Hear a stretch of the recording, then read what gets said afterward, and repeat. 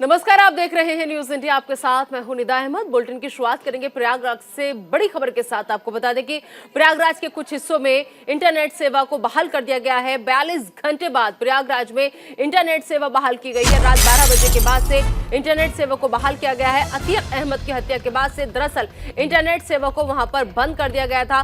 कल तक इंटरनेट सेवाएं प्रयागराज में बंद थी, लेकिन आपको बता दें कि 42 घंटे के बाद प्रयागराज के कुछ हिस्से ऐसे हैं जहां पर इंटरनेट सेवा को बहाल कर दिया गया है। अभी भी पूरे प्रयागराज में इंटरनेट सेवा को बहाल नहीं किया गया है, बल्कि कुछ इलाके ऐसे हैं जहां पर कुछ हिस्सों पर इंटरनेट सेवा बहाल कर दी गई है। तो अहम खबर, बड़ी खबर, 42 घंटे बाद प्रयागराज में इंटरनेट सेवा बहाल हुई है। दरअसल आपको बता दें कि अतीक और अशरफ की हत्या के बाद प्रयागराज में इंटरनेट की सेवा को बंद कर दिया गया था, लेकिन कल रात 12 बजे के बाद कुछ हिस्से ऐसे हैं प्रयागराज के जहां पर इंटरनेट सेवा को बहाल कर दिया गया है।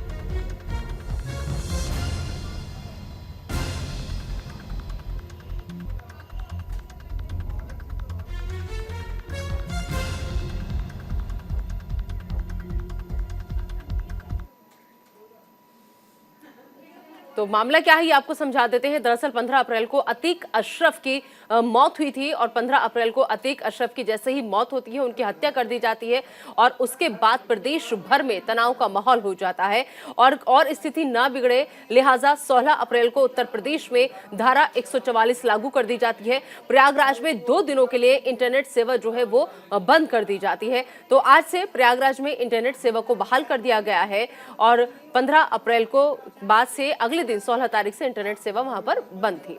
चलिए आगे बढ़ते हैं और अब बात कर लेते हैं मनीष सिसोदिया की। बड़ी खबर आपको बता दें कि मनीष सिसोदिया को लेकर ईडी का बयान सामने आया है। सिसोदिया के खिलाफ चार्जशीट दाखिल करेंगे। तो बड़ी खबर इस वक्त की आपको हम बता रहे हैं। बता दें आपको कि मनीष सिसोदिया को लेकर ईडी का बयान जो है वो सामने आया है और महीने के अंत तक चार्जशीट दाखिल करेंगे, ये कहना है ईडी का। 3 आरोपियों के खिलाफ चार्जशीट दाखिल होगी।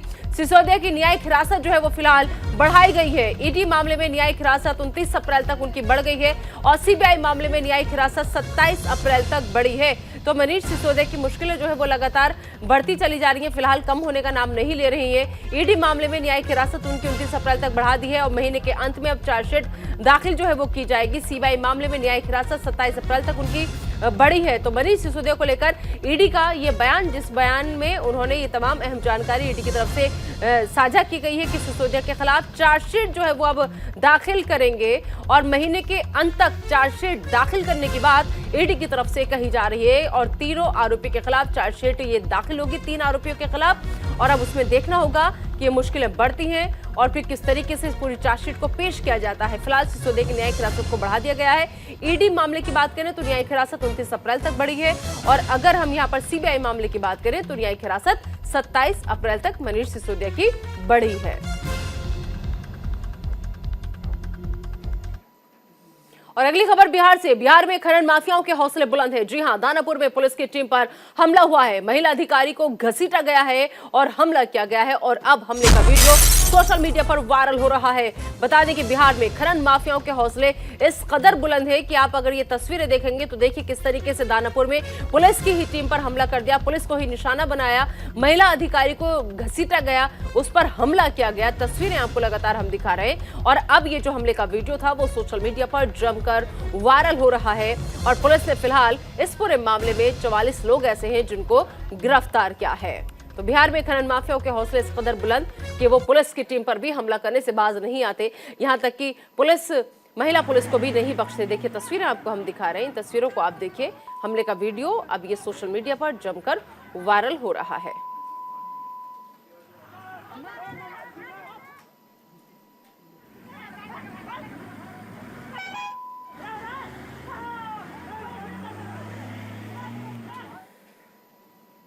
और चलिए आगे बढ़ते हैं और अब बात राजस्थान कांग्रेस की करेंगे। राजस्थान कांग्रेस में राजनीतिक बयानबाजी चरम पर है।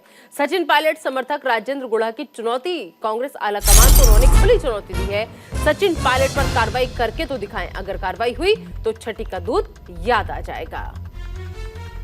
तो सचिन पायलट समर्थक है राजेंद्र गुढ़ा, जिन्होंने ये चुनौती दी है और सीधा सीधा किसी और को नहीं बल्कि कांग्रेस आलाकमान को उन्होंने ये खुली चुनौती दी है और उनका ये कहना है कि सचिन पायलट पर कार्रवाई करके तो दिखाएं और अगर कार्रवाई आपने की तो छठी का दूध याद आ जाएगा। और अब ये बयान राजेंद्र गुड़ा का, जो ये चुनौती है, ये जमकर वायरल हो रही है सोशल मीडिया पर। इसके बाद देखना होगा कि कांग्रेस आलाकमान की तरफ से क्या कुछ इनके लिए आता है, क्योंकि ये जो लगातार बीजेपी इसको निशाना बना रही है कि लैंग्वेज को लेकर के निशाना बनाया जा रहा है, और जिस तरीके से खुले में चौड़े होकर सीधा सीधा सचिन पायलट के समर्थन में वो साफ कहते हुए नजर आ रहे हैं कि अगर कोई भी कार्रवाई आपको करनी है तो कार्रवाई आप करके दिखाइए, क्योंकि अगर कार्रवाई हुई तो छठी का दूध याद आ जाएगा। मतलब इसे राजनीतिक बयानबाजी भी हम इसे कह सकते हैं, और सीधा सीधा इसे खुले में चुनौती भी कह सकते हैं। और इसके अलावा आपको बता दें कि जिस तरीके से ये तमाम बातें खुले मंच से कही गई हैं, और जितने लोग मंच पर मौजूद थे हंस रहे थे, और ये खुद भी हंसते हुए सीधा सीधा आला कमान को चुनौती दे रहे थे। मेरी धर्मपत्नी ने पहले ही कह दिया, अरे गुड्डा, अरे बोले मंत्री जी रुक जा, बोले ये मुख्यमंत्री तेरे को टिकाएगा, मेरे तो जेल को लाइसेंस भी रिन्यू करवा को टाइम आगो है। पहले सब चिंता मत करना, मैं आपको बताना चाह रहा हूँ, ये राजस्थान की 36 कौम, सभी धर्मी जात, धर्म और जाति और बिरादरी का नौजवान आपके पीछे खड़ा है, जी जान के लिए, जी जान करने के लिए। और जिस दिन मैं चैलेंज देना चाह रहा हूँ, मार का दूध भी है तो अनुशासन की कार्रवाई करके पायलट साहब के करके बता, छठी का दूध याद आ जाएगा, छठी का दूध याद आ जाएगा, और कर देना फैसला। और अगली खबर हरियाणा के करनाल से। हरियाणा के करनाल में बड़ा हादसा हुआ है। आपको बता दें कि राइस मिल की 3 मंजिला इमारत जो है वो गिर गई है। मलबे में कई मजदूरों के दबे होने की आशंका जताई जा रही है। फिलहाल मौके पर रेस्क्यू ऑपरेशन जारी है। तो हरियाणा के करनाल से ये बड़ी खबर, जहां पर बड़ा हादसा हुआ है। राइस मिल की 3 मंजिला इमारत जो थी वो गिर गई, और अभी भी मलबे में कई मजदूर ऐसे हैं जिनके दबे होने की आशंका जताई जा रही है। फिलहाल वहां पर रेस्क्यू ऑपरेशन जो है वो लगातार जारी है। मौके पर रेस्क्यू टीम पहुंची हुई है, रेस्क्यू ऑपरेशन वो कर रही है। तो हरियाणा के करनाल में ये बड़ा हादसा हुआ है, जहां पर राइस मिल की 3 मंजिला इमारत थी जो अचानक से एकदम से गिर गई। और अब जब ये गिरा मलबा, तो इस मलबे के अंदर अभी भी कई मजदूर ऐसे हैं जिनके दबे होने की आशंका जताई जा रही है। लिहाजा रेस्क्यू टीम मौके पर पहुंच चुकी है, और वहां पर लगातार तेजी के साथ राहत बचाव का कार्य जो है वो किया जा रहा है। तस्वीरें आपको हम दिखा रहे हैं कि कैसे राइस मिल की 3 मंजिला इमारत गिरी। उसके बाद तुरंत जेसीबी मशीन वहां पर पहुंची। जो मलबे में तब्दील हुई है इमारत, उस मलबे को हटाने की कोशिशें लगातार जारी हैं, लेकिन कहा यह जा रहा है कि इस मलबे के अंदर कई मजदूर ऐसे हैं जो दबे हो सकते हैं। तो हरियाणा का करनाल जिला है ये, जहां पर ये बड़ा हादसा हुआ है। राइस मिल की ये मंजिल इमारत बताई जा रही है, 3 मंजिला इमारत थी ये, जो एकदम से भरभरा करके जमींदोज हो गई, गिर गई। और इसके मलबे में कई मजदूर, जो राइस मिल में मजदूर काम करते थे, वो कई मजदूर ऐसे हैं जिनके दबे होने की आशंका जताई जा रही है। फिलहाल मौके पर रेस्क्यू ऑपरेशन जो है वो चल रहा है। जेसीबी मशीनें मलबे को हटाने का काम तेजी से कर रही हैं। अब देखना होगा कि कितने मजदूर ऐसे हैं जो इस राइस मिल के मलबे में दबे हुए हैं।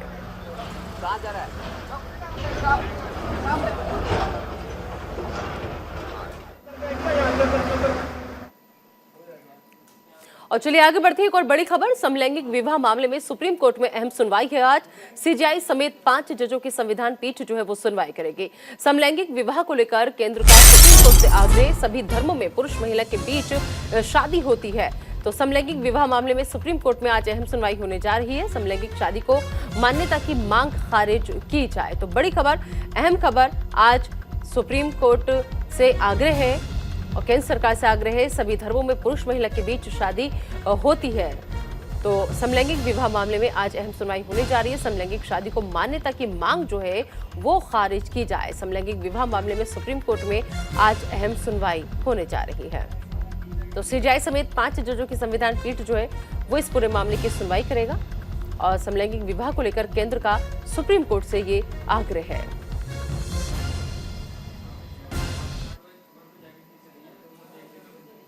अब आज हम सुनवाई है, ऐसे में ये जानना बेहद जरूरी है कि आखिरकार इस विवाह के विरोध में लोग क्यों आ रहे हैं। केंद्र सरकार, आपको बता दें कि दरअसल मैरिज अनुमति देने के खिलाफ है और सुप्रीम कोर्ट में हलफनामा दायर कर याचिकाओं को खारिज करने की मांग की गई है।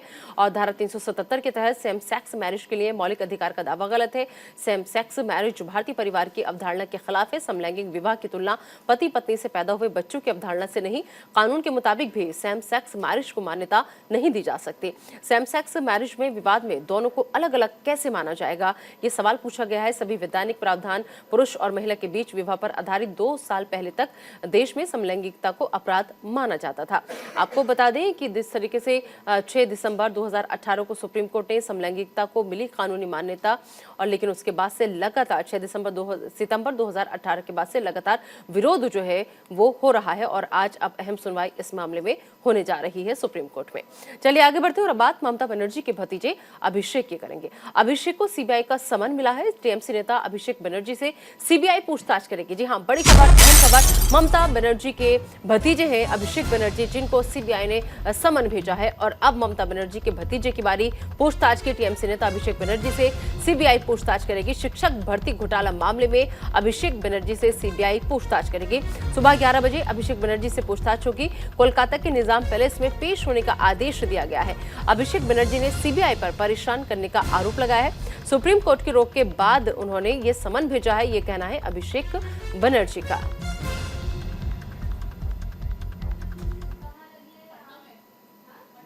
अब ऐसे में आपको समझाते हैं कि आखिर क्या है शिक्षक भर्ती घोटाला। 2014 में पश्चिम बंगाल सरकार ने शिक्षकों की भर्ती निकाली थी। स्कूल सर्विस कमीशन के लिए स्कूलों में, इस कमीशन के जरिए स्कूलों में शिक्षकों की भर्ती की गई। पार्थ चटर्जी पश्चिम बंगाल के शिक्षा मंत्री थे और 2016 में भर्ती प्रक्रिया की शुरुआत की गई थी, लेकिन गड़बड़ी सामने आई और गड़बड़ी की शिकायतें मिली। शिकायतों के बाद मामला हाई कोर्ट पहुंच गया था। आपको बता दें कि सीबीआई ने 30 सितंबर को पहली चार्जशीट इस पूरे मामले में दाखिल की। पूर्व शिक्षा मंत्री पार्थ चटर्जी समेत 16 लोगों के नाम ईडी ने पार्थ चटर्जी और अर्पिता मुखर्जी को इस पूरे मामले में गिरफ्तार किया था। आपको याद होगा कि पार्थ चटर्जी 23 जुलाई 2022 से जेल में बंद हैं और ईडी ने शिक्षक भर्ती घोटाले के 350 करोड़ होने का दावा किया है कि 350 करोड़ का ये घोटाला किया गया है। तो 2014 में पश्चिम बंगाल सरकार ने शिक्षकों की भर्ती निकाली थी। उसके बाद से ये भर्तियों को लेकर लगातार शिकायतें आ रही थी। चलिए आगे बढ़ते हैं और अब बात मुंबई में उद्धव ठाकरे से मिले हैं केसी वेणुगोपाल। जी हां, बड़ी खबर, अहम खबर। दोनों नेताओं के बीच मातोश्री में मुलाकात हुई है। बता दें आपको कि मुंबई में उद्धव ठाकरे से कांग्रेस के केसी वेणुगोपाल जो है उन्होंने मुलाकात की है और राहुल गांधी और उद्धव ठाकरे के बीच मीटिंग जो है वो हो सकती है। तो दरअसल इस मुलाकात के मायने ये निकाले जा रहे हैं कि केसी वेणुगोपाल जो पहुंचे थे उद्धव ठाकरे से मुलाकात करने के लिए, तो इस मुलाकात में राहुल गांधी की मीटिंग जो है उसको लेकर के बातचीत हुई है कि उद्धव ठाकरे राहुल गांधी से कब मिल सकते हैं, ये दोनों के बीच बातचीत कब हो सकती है, यही जानने के लिए और कंफर्मेशन लेने के लिए कांग्रेस की तरफ से आपको बता दें कि केसी वेणुगोपाल पहुंचे थे मुंबई। उद्धव ठाकरे से उन्होंने मुलाकात की। साथ में आपको संजय राउत भी खड़े हुए नजर आ रहे हैं। तो फिलहाल इस मुलाकात के पीछे कहा यह जा रहा है कि दरअसल उद्धव ठाकरे को राहुल इसी को लेकर के बातचीत करने के लिए केसी वेणुगोपाल पहुंचे थे उद्धव ठाकरे से मिलने के लिए मुंबई।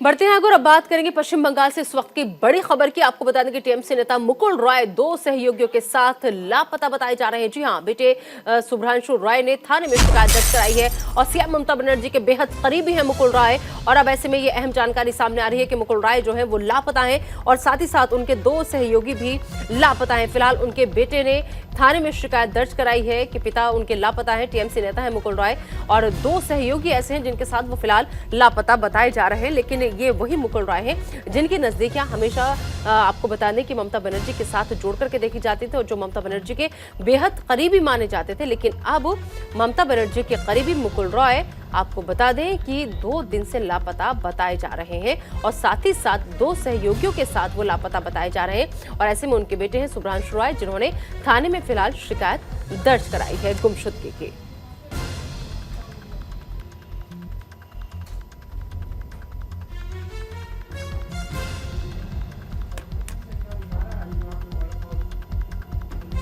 तो टीएमसी नेता है मुकुल रॉय जो अपने 2 सहयोगियों के साथ लापता बताए जा रहे हैं और ये खबर निकल करके सामने तब आई जब इनके बेटे शुभ्रांशु रॉय थाने पहुंचे। वहां पर जाकर के अपने पिता की गुमशुदगी की उन्होंने रिपोर्ट जो थी वो दर्ज कराई, शिकायत की उन्होंने थाने में जाकर के अपनी शिकायत दर्ज कराई। अब सवाल यह है कि आखिर मुकुल रॉय गए कहां।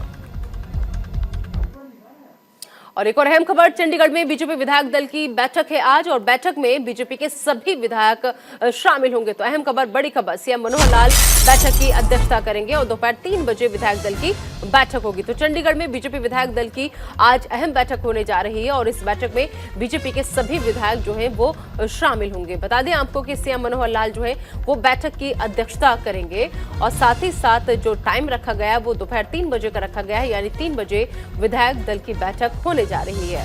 तो चंडीगढ़ में बीजेपी विधायक दल की आज अहम बैठक होने जा रही है। सभी विधायकों को रहने के निर्देश दिए गए हैं और बैठक में बीजेपी के सभी विधायक जो है वो शामिल रहेंगे और मुख्यमंत्री मनोहर लाल बैठक की अध्यक्षता करेंगे और दोपहर 3 बजे का वक्त जो है वो रखा गया बैठक का। दोपहर 3 बजे विधायक दल की बैठक होगी।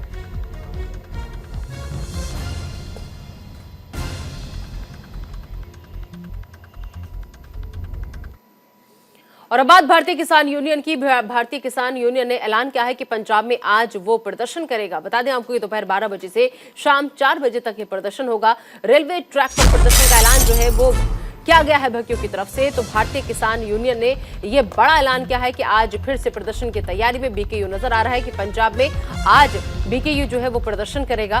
बता दें आपको कि दोपहर 12 बजे से शाम 4 बजे तक प्रदर्शन करने की बात बीकेयू की तरफ से कही जा रही है और इस दौरान रेलवे ट्रैक पर प्रदर्शन करने का ऐलान है इन लोगों का कि हम रेलवे ट्रैक पर जाएंगे और अगर इस तरीके से बीकेयू के कार्यकर्ता जब रेलवे ट्रैक पर पहुंचेंगे तो जाहिर सी बात है कि समस्या आएगी और रेल सुविधा भी बाधित होगी। लेकिन आज से प्रदर्शन करने की तैयारी में बीकेयू और दोपहर 12 बजे से शाम 4 बजे तक का प्रदर्शन करने का ऐलान बीकेयू की तरफ से किया गया है। रेलवे ट्रैक पर ये लोग जाएंगे, पहुंचेंगे, इनके समर्थक बीकेयू के सारे, और वहां पर जाकर के प्रदर्शन करेंगे। तो भारतीय किसान यूनियन ने प्रदर्शन का ऐलान किया है और आज भारतीय किसान यूनियन जो है वो पंजाब में प्रदर्शन करेगी।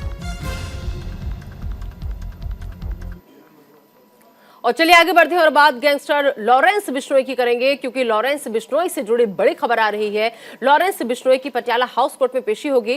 राजस्थान से जुड़े एक मामले में कोर्ट में पेशी होगी।